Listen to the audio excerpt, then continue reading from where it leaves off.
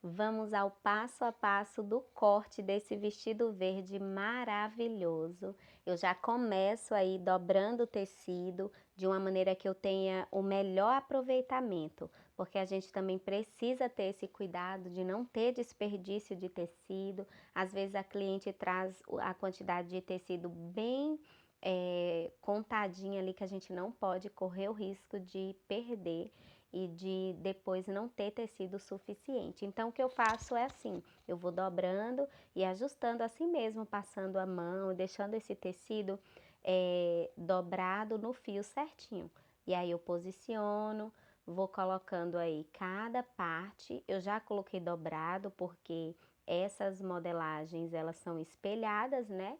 Tanto para o lado esquerdo quanto para o lado direito, eu já corto tudo de uma vez. E vocês vão ver que aí eu tô cortando só a parte da frente, a parte externa do tecido, e eu vou cortar mais uma vez desse mesmo jeito, que é a parte do forro do vestido. Então eu alfineto aí, às vezes eu coloco os pesos, as pedras com peso, eu venho com a minha régua, marco esse fio para ver se está certinho, o fio tá aí na dobra do meu tecido, paralelo tanto na dobra do tecido quanto aqui na aurela do tecido, e aí eu vou medindo tudo isso para que fique no fio certinho, ok? Agora eu já vou começar a cortar. Vejam que eu posiciono a minha mão ali de uma maneira que não sai do lugar. O tecido que está por baixo da minha modelagem não sai do lugar. Ah, Lara, e por que você não riscou? Gente, não são todos os tecidos que eu risco. Esse é um tecido mais grossinho, ele é um tecido de algodão, então eu consigo cortar dessa maneira. Quando é um tecido de crepe mais fininho, aí sim eu risco, tá bom? Mas nesse caso eu não acho necessário. E aí eu vou cortando e sempre vou apoiando minha mão. Aí eu tô marcando os piques, né, de junção aí das duas partes para formar o busto, o nosso recorte que a gente fez. E aí eu venho ajustando, colocando alfinete. Eu não encontrei todos os meus alfinetes e aí eu tava remarcando, tá vendo? O fio para ver se tá certinho. E aí eu vou e corto de novo todas as partes. Gente, o importante é que vocês entendam que a gente que quer trabalhar com costura, a gente precisa fazer um serviço que seja bem feito. Todo esse cuidado na hora do corte, na hora da modelagem, são detalhes, mas que no final fazem toda a diferença. Enquanto eu coloco minha mão e eu corto, ó, vejam, eu giro para a mesa, eu venho para o outro lado, tudo isso facilita na hora da costura, porque não fica uma parte um pouquinho maior e depois essas costuras não casam e aí dá defeito na minha peça. Ó, vejam, ó, eu vou fazendo a curva da cava e eu vou com minha mão, tá vendo? Ao mesmo tempo que a tesoura vai, a minha mão também vai. Então, são detalhes, mas que a prática vai te trazendo essa perfeição, no sentido de você ver que realmente faz sentido e é melhor trabalhar dessa maneira. Não foi sempre assim. Lá no início eu sempre riscava. Então, se você é iniciante, se você ainda não tem segurança, risca, não custa nada. Põe a pedra em cima, risca, alfineta só para segurar, porque a gente já está cortando os dois lados, né? Espelhado, e aí você alfineta só para segurar e você corta no risco, vai ser muito mais simples, tá bom? Então é uma dica também, se você ainda não se sente segura. Marquei os piques e aí eu venho, ó, minha mão vai acompanhando a tesoura. Aí eu terminei, já venho para outra parte também. Essa é a forma que eu faço aqui no ateliê e eu quero trazer vídeos dessa maneira. Então, se você já tá gostando, curte aí, conta pra mim como que você faz aí, se você já faz assim também, se você vai experimentar. Se você fizer na sua casa, me conta também, tá bom?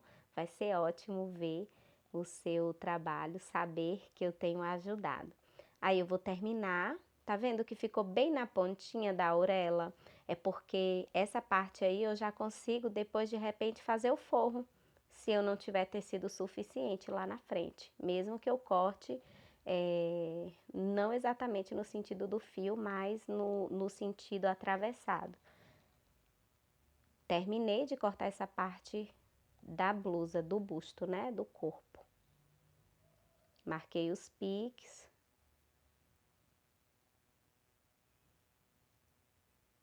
Esses piques são importantes para a hora da costura ficar tudo bonitinho, tudo ajustado. E assim eu finalizei. Agora eu vou cortar a parte das saias. Como você viu no modelo, as nossas saias, elas são retângulos e eu vou fazer franzido, né, para formar esses babados. Então, eu dobrei aí, ó, o meu raciocínio enquanto eu tô trabalhando. Eu dobrei, eu identifiquei que eu precisava de 1,40 m para cortar duas para fazer a saia 2, né? 1,5 m para fazer a saia 1 e para fazer a saia 3, eu identifiquei que eu precisaria cortar 3 partes de 1,5 m. Então, você vai ver aí todo esse processo enquanto eu for cortando. Aí, eu ajustei de novo, identifiquei como que eu quero cortar, tava dobrando, ajeitando tudo bonitinho, para ficar o fio certinho e não ter problema na minha peça. Aí, eu vou agora marcar, tá vendo? 70 centímetros, porque olho se tá em cima e embaixo do mesmo tamanho para saber se o fio está correto. E aí eu venho com a minha régua esquadro e eu vou marcar esquadrado, formando um ângulo de 90 graus, né? Entre a orelha e fazer retinho. Vou cortar retinho, vou riscar. Nesse caso eu vou riscar. Eu poderia dobrar? Sim, eu não optei por dobrar porque é uma saia longa e esse tecido ele é muito pesado. Eu preferi riscar, para mim foi mais fácil. Então eu marquei aí, ó, em esquadro e eu tô marcando retinho até chegar aonde o tamanho que eu determinei, que vai ser duas saias dessa, duas partes dessa de 1,40 m, que vai formar a minha saia número 2. Na hora da costura você vai entender. Tá vendo? Eu marquei a altura aí, que foi 35 centímetros, e eu faço também de novo uma linha para que eu possa cortar bem certinho. Tá dando para ver bem direitinho aí, eu acredito que vai ficar claro. E assim, quando eu terminei de riscar, eu cortei e separei essa saia. Eu vou cortando, ó, percebam a minha mão. Nesse caso, como é um corte mais reto, eu não preciso, não tá com o molde em cima, eu não preciso tanto com esse cuidado da mão como estava sendo na parte do busto, percebe? Olha só, eu venho de uma vez e corto. Essa é a parte 1, vamos supor que seja a frente da saia número 2, que nós vamos montar três babados, do babado número 2. Vamos colocar assim que vai ficar mais claro. Aí eu deixo dobrado do jeito que estava, eu pego a que eu já cortei e uso como molde. E aí eu tenho meu babado número 2, para formar a saia de babados. Eu ajustei, alinhei direitinho e cortei. Nesse caso, eu já vou também posicionando a mão, porque eu já coloquei o outro que já estava cortado por cima, como molde.